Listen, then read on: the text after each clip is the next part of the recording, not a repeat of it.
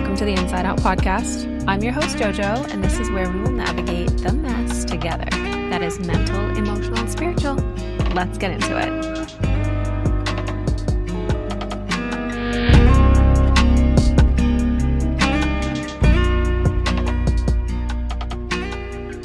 Mental, emotional, and spiritual. You guys, we're talking about friendship this week, and we're going to break it down mentally, emotionally, and spiritually because I think this topic was only supposed to be like a kind of like a throwback to a previous episode that I had way back when I first started Inside Out. And then I wanted to talk about breaking up with friends and starting over. But an overwhelming amount of you reached out to me personally, responded to my polls that I was putting on social media, and just kind of gave me like your 2 cents. And I thought it was very interesting. So I wanted to kind of dive deeper because what the overall sort of understanding about when a friendship ends and why we don't talk about it and why it's the one breakup that, you know, with romantic relationships, people rally around us. They give you space to grieve. But when it comes to the platonic friendships, for some reason, it's not treated the same. And arguably, platonic breakups can be some of the toughest because when you go through a romantic relationship breakup, you have your support system to rally around you, to go through all the ups and downs with, to go through those grieving processes. And what happens when you break up with your best friend? That one person that you call when you have a work issue, a relationship issue, a whatever issue in your life, that's your support system. And now that's gone. Now, I think a lot of us sort of glaze over that. And that's why I don't want to glaze over it. And that's why I want to get messy. And that's why I want to break into it. So I want to read a message that was sent to me because I think this sort of like very much encapsulates this whole idea. And they said, honestly, looking back, it's the best thing that ever happened to me in a lot of cases. It opens you up for new friendships that are more fulfilling in ways that you never thought. And sometimes you just kind of outgrow people or they outgrow you. A wise person once told me that water seeks its own level. So when your level changes, people around you change.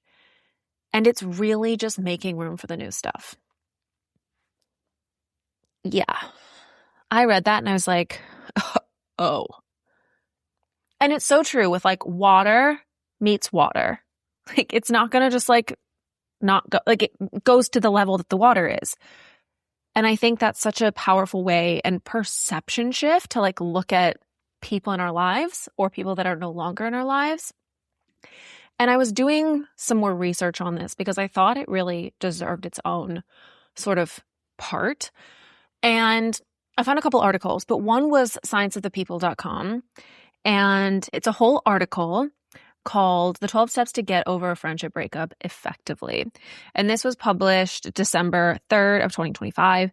So it is a little bit older, but I thought we could just go through some of these points because I think it sort of drives home the bigger point and the perception shift and also acuity and awareness that like this is happening. So I mentioned that I've gone through 3 major breakups in my life. And I'm talking about friendship breakups. Now, some of them I didn't have closure. Some of them I don't really know whose fault was what or if there is fault to like put blame on. But I will say maybe it is outgrowing people. But I want to start with this article. So, why friendship breakups hurt more than romantic ones? When most people think about heartbreak, they picture romantic relationships ending. But friendship breakups sometimes hit us harder. According to psychologist Marissa G. Franco, PhD and author of Platonic, How the Science of Attachment Can Help You Make and Keep Friends. She says friendship breakups are just as painful as romantic breakups, but we don't have the same rituals or language to process them. Because likely we don't see them coming. Unlike romantic relationships, we kind of have this compatibility radar, right? Society sort of dismisses our pain. When we lose a romantic partner, people rally around us. They bring us ice cream, they validate our feelings, they give us space to grieve. But when a friendship ends, you're kind of more expected to just move on. And Research shows that social rejection activates that same neural pathway, whether it's romantic or platonic, and your brain can't distinguish the difference. Something I mentioned before is you lose your support system. While romantic relationship breakups really hurt, you typically have friends to lean on, like I said. When you lose a close friend, you lose the people that normally help you through this kind of loss, which is horrible. And typically with a friendship breakup, from what I've noticed from my own history and my own life, is there's no closure. There are statistics out there that 68% of US adults have reported that they've ended a friendship, while 52% say that someone has ended a friendship with them. And that's really tough because in this era, only 49% of Americans are reporting having 3 or fewer close friends. So each of those friendship losses, they hit way, way harder. Now, we can go through the same stages of grief, right? The stages of grief are denial, anger, bargaining, depression, acceptance. But these stages aren't linear. We all know that. But you have to grieve this kind of breakup because it deserves the same kind of respect as any other breakup. Now, people are probably wondering, well, like, why did your friendship end? What's going on? Or maybe you're in a situation having lost a friend being like, I don't know why they left.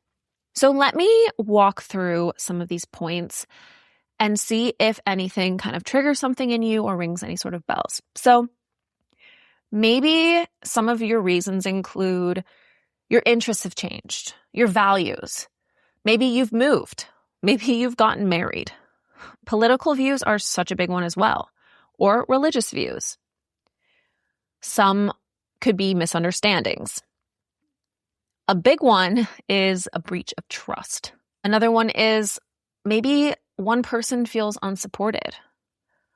Maybe your friend is clashing with your partner or another friend. Maybe there's an attraction between a partner and a friend. Kind of a big issue there. Maybe there's some abusive behavior happening. It could just be different stages of life, like having kids, career changes, retirement, whatever stage of life you're in.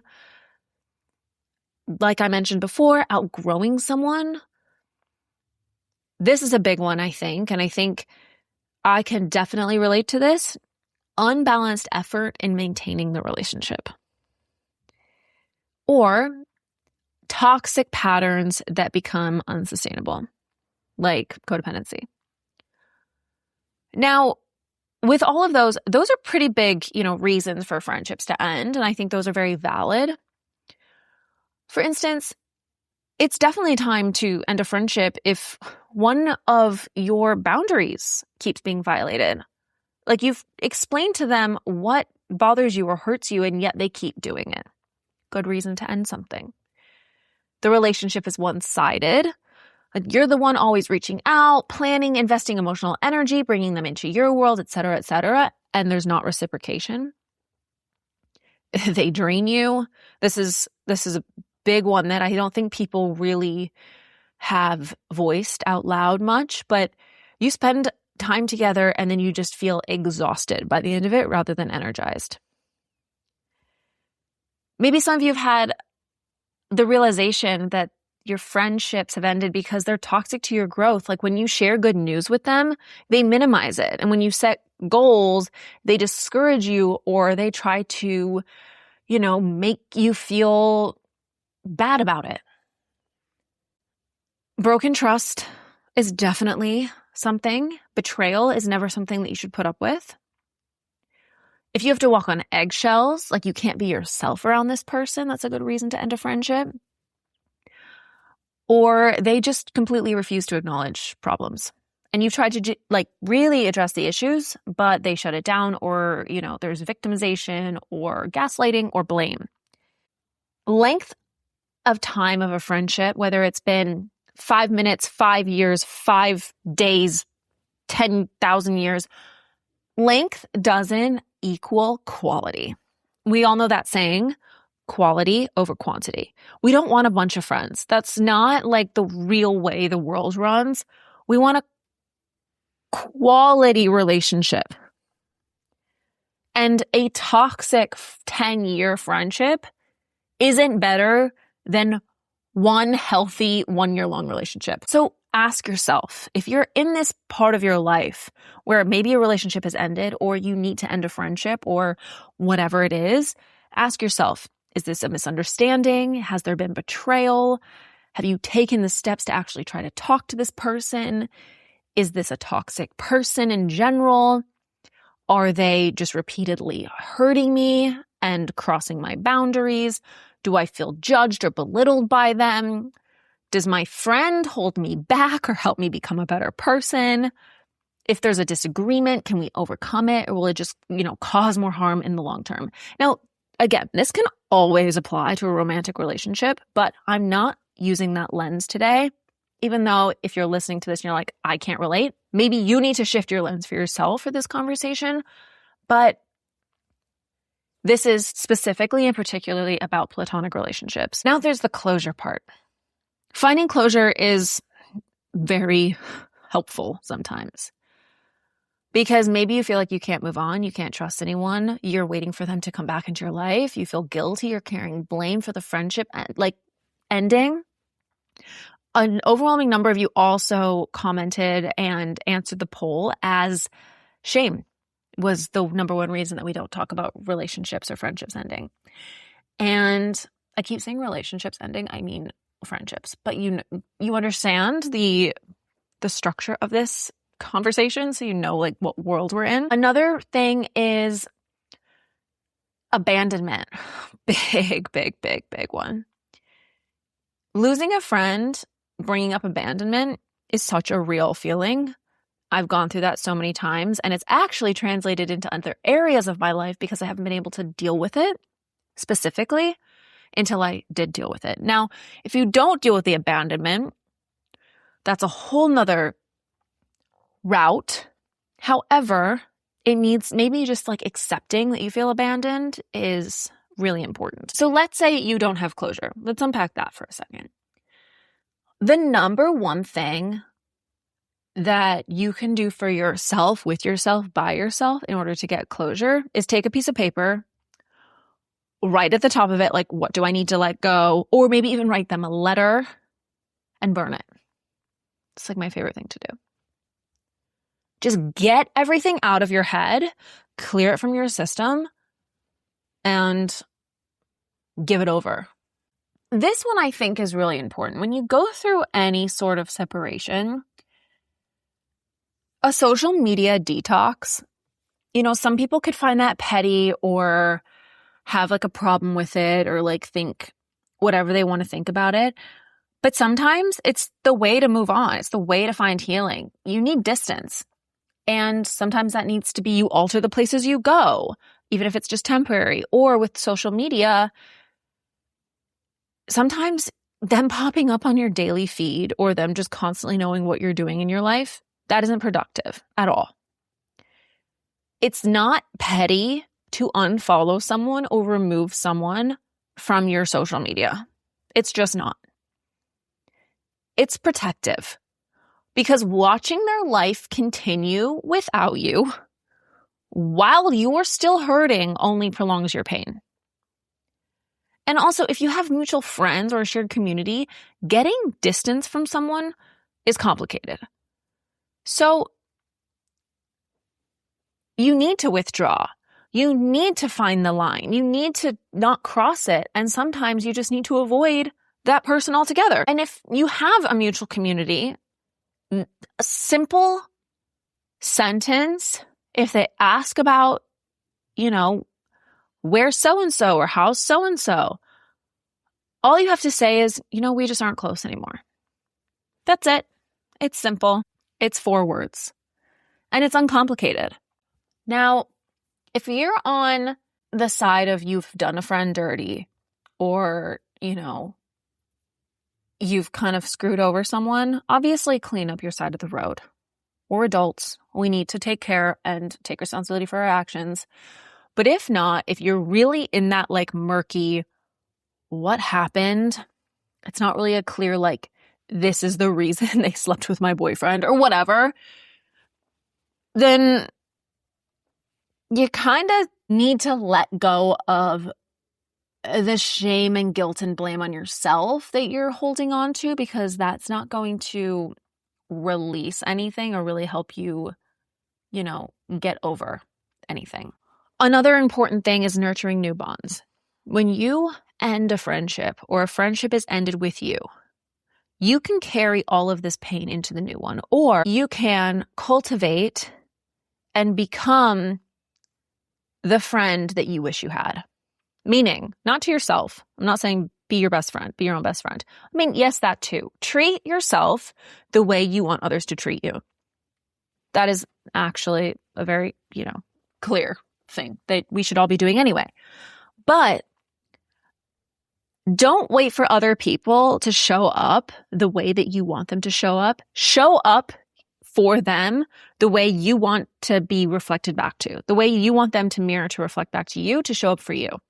Now, obviously, trust and building a friendship takes time, but if you are consistent, if you are vulnerable and you are positive with these people, you are going to naturally set a foundation of a healthy relationship that can grow.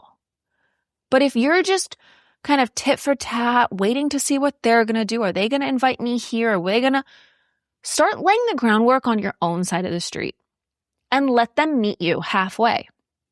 Let them lay the other side of the street, but show up as the friend that you want. And continue to do that, not just with one person, but build your network, build your community. Because by doing that, you're not going to feel this void. Start pouring yourself into your interests, into your hobbies, into your career, into your partner, into your travel, into whatever lights your soul on fire. Build that. Because wallowing or just living in shame and regret, and what if I did this and what if I could have done that, that's not going to help you move through or move on or heal. And going back to that quote that my friend sent me about the water, you don't even know if that friend that you broke up with, it was actually meant to be in your life. People are in your life for a reason, a season, or a lifetime. Again, quality over quantity. All of these quotes and catchphrases, while they're all good and fine, they actually have a deeper meaning. And I'm not just saying them to be clickbaity or catchy. I'm saying them because it's true. Sometimes some people are just here to teach us a lesson. And maybe, unfortunately, that was that best friend. When I went through this breakup, this recent one, I just started completely reshaping my reality in a way that is unrecognizable. And I actually did have a conversation with this person at one point, and they were asking me specific questions about my life and my partner and all of the things. And I remember just sitting back, reflecting and being like, wow, so much has happened. And you used to know the inside of my brain, as if you had a front row seat to every thought that went across my brain. And now you have no idea. So starting to reopen that and explain all that, there's just so much that has been missed. And I realized in that moment that I don't know if a friendship is really salvageable at that same level that we had before. I mean, we were inseparable in a lot of ways. But because I'd started to build my life in a way that really suited me and my desires, and not really taking into account how they felt or what they would think, or if they were going to be left behind or feel unwanted or unloved or whatever, me elevating and growing and transforming and changing and evolving was doing, I had to really be selfish and consider only if this was good for me or not. Because if I really was only going to be taking them into account, I realized I was back in a codependent cycle, which was one of the cycles I was trying to break. Now, rebuilding your self-worth starts inside. It starts with what matters to me, how I show up for myself. Am I really living for me, or am I living for a facade, a social media following, a pretentious There's so many things that could be pretentious about, friendships and unreal expectations and just like showiness rather than like the vulnerability and the reality of a true deep connection. But I had to get real with myself immediately. Now, I'm not saying that this is any less painful because of these steps that I had to take. But I think there's just a bigger picture as to why, rather than there's a breakup, make new friends, move on with your life. I think the problem with friendship is it doesn't have a contract. There's no blood ties or a set way to break up or fix things like in a family or a romantic relationship. You stay in a friendship because you want to, and the other person wants to stay too. And there's a freedom in that makes this friendship feel so stable. But it's also on the flip side of that same coin, fragility. Because nothing actually keeps it in place unless both parties continue to choose that over and over again. I think it's also really important to acknowledge that not all friendships operate the same way. Some people think you're going to be together in the same space, lifestyle, city, job, together forever. But problems start to arise when you start to choose differently. Get married, have kids, move away. Now, there are the friendships, of course, that stand the test of time, that evolve and change and grow with you as you evolve and change locations and uproot your life and, meet new people and they don't feel replaced. There's all these things. But that has to be built on communication, vulnerability, because if you don't keep that dialogue open and show up for these people in the same way, but different. It has to be an evolved way, not in I have my claws in you and I'm going to control you kind of way. But there has to be that level of communication so that there is evolution. I mean, that's any relationship, you guys, like seriously. So I want to get messy with this, mentally, emotionally, and spiritually. Mentally, where are you blocking yourself when it comes to being honest about where you stand with your best friend or a friendship that has ended? I will answer that for you. Recently, I was really breaking down because I started to realize, wow, like this friendship is no longer. And that's painful because we were so close. But I was looking at the relationship through rose-colored spectacles, not through the reality of what it really had been of the past few years and how that had made me feel. I think that's natural, though, with like any real breakup. Like you start to not really consider the full picture and you only look at the good stuff. And then, you hindsight, everything was like so good and you really miss that person. Then like maybe they're back in your life and you're like, this ended for a reason. I forgot. So where are you blocking that emotionally? Have you grieved? Have you processed the ending? And if not, can you let yourself? Can you cry? Can you write a letter? Can you take responsibility emotionally for maybe the part that you played in it? Or can you just grieve the heartbreak of losing someone who didn't choose you, the rejection?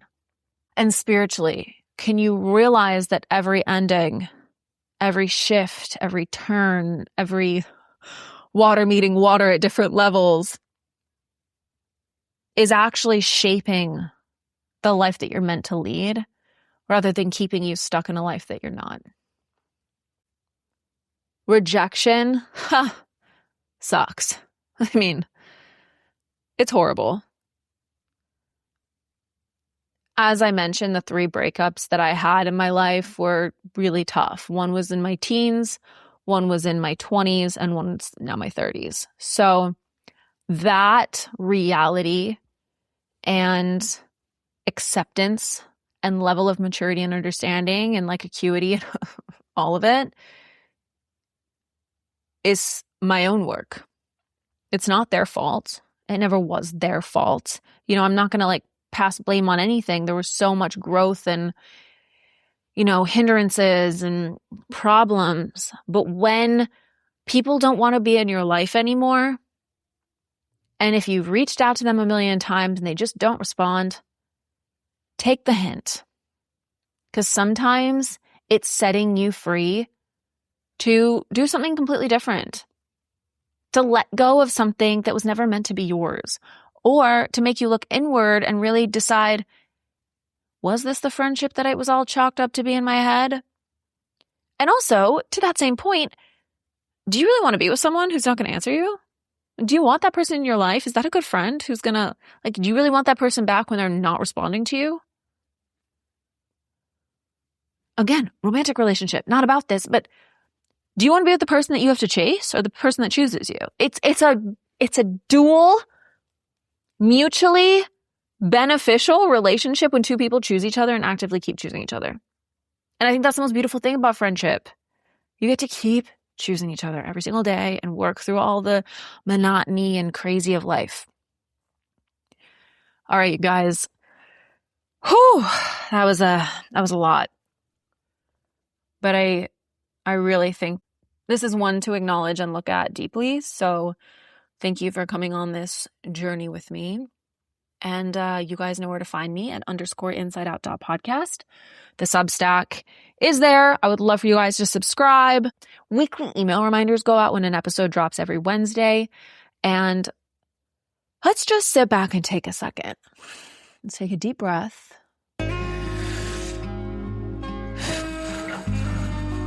Okay. Is there anyone that you think you should send this episode to? Anyone at all? Good. Send it to them. All right. Have a great week, guys. Bye.